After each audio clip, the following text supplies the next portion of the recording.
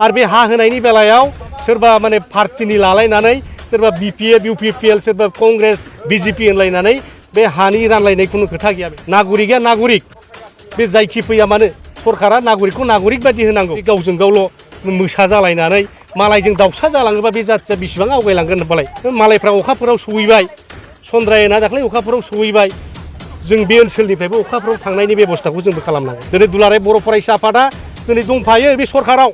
बिथांमोना बुङो गुन गोनां सोलोंथाइनि मावथांखिनि बाथ्रा, गथ'फोरखौ मोजां फोरोंनांगौ होनो, डाक्टार इन्जिनियार जानांगौ, प्रफेसार जानांगौ, साइन्टिस्ट जानांगौ होनो। नाथाय दिनै बे 25टा न'खरनि मानसिफ्रा 22टा न'खरनि मानसिफ्रा बिनि फिसाफ्रा दिनै लेखा फरायनो नाङा नामा? न' नाङा नामा बिसोरनो? दा दुलाराय बर' फरायसा आफादनि दैदेनगिरिफ्रा दिनै बुजिथों, इउपिपिएलनि दैदेनगिरि प्रमद बर' बिथाङा बुजिथों। नै जोङो बे लावख्रिगुरि बे गामियाव दाख्लै मैया सानसे दिनै बेवहाय इलेक्सन खालामदों जोंनि रायजो राजा बिथांमोनखौ, जाय बिथांमोनहा बेवहाय 40 बोसोरनि सिगांनिफ्रायनो बेवहाय आबाद मावनानै जाबाय थादोंमोन। आरो जाय बिथाया बिथांमोन दा न' लुनानै थानाय जे ओनसोल बे दैबानाजों दिनै फबजोबलांबाय, माइ गायग्रा हाया अन्थाइ बालाजों फबजोबलांबाय। दा बिथांमोनहा गावसोर थानांगौनि थाखाय गावसोर आबाद मावनानै जाग्रा बे ओनसोलाव न' लुनानै थाफैदोंमोन। नाथाय बेखौ दिनै इउपिपिएल सरकारा दिनै बिथांमोनखौ नटिस होआजासे दिनै बिथांमोननि न'खौ सावफायफैदों, बुफायफैदों। दा बे जोबोद दुखुनांथाव बाथ्रा। बिथांमोनहा नियम कानुनजों थाङोमोनब्ला बिथांमोनखौ नटिस हरग्रोनांगौमोन। बिथांमोनहा जाहाथे हयथ' 24 घन्टायानो जा बा 1 मासनि गेजेरावनो जा गावबागाव न' बांफोरखौ सिफायना लानांगौ बा लाइ लथरफोरखौ बोथ्रोदना लानांगौ, बेफोरबायदि नटिस हरनांगौमोन। दा बेखौ खालामै बिथांमोनहा डाइरेक्ट फैनानै बिथांमोननि सायाव दिनै बुग्लुं सुग्लुं खालामनायनि बेबस्था लादों, मानसिफोरखौ हमनानै लांदों।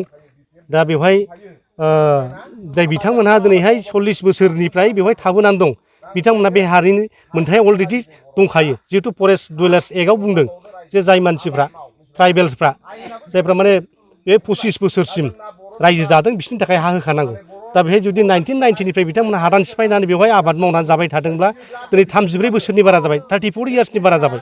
दा बेवहाय बिथांमोनहा बे हानियाव अधिकार दं। आरो बिथांमोनाबो गोसो जानानै थाफैयाखै। दिनै मोनसे नेचारेल केलामिटि जादों, फ्लाड जादों, दैबाना जादों। बिथांमोननि न'आ दिनै बायलांजोब्बाय, माइ गायग्रा आबाद खालामग्रा हाफ्रा दिनै बाला अन्थाइजों फबजोब्बाय, न'आ सिथ्लाजों न'जों समान जाजोब्बाय, न' सिङासो दिनै बाला अन्थाइजों गोजौसिन जानानै थाहैबाय। दा बिथांमोनहा आश्रय लाफैदोंमोन गावसोर मावनानै जाग्रा हायावनो थानो थाखाय।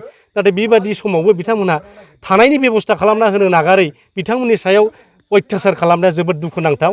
जों बेखौ बिपिएफ दोलोनि जानानै गोख्रों आंजों सौखारियो आरो जाहाथे इयुनाव बिथांमोना बिदि दा खालामथों। आरो बे हाखौ बिथांमोननि थाखाय इमिडियेट फरेस्ट डुवेलार्स एक्टनि गेजेरजों जाहाथे सेटेलमेन्ट खालामना होयो, बिनि थाखाय आं दिनै बे इउपिपिएल सरकारनि इएम मानाव गेदेर रनजित बसुमतारी बिथांखौ दिनै खावलायगोन इमिडियेट बे 22 न'खरखौ बिथांमोना सेटेलमेन्ट होनांगौ।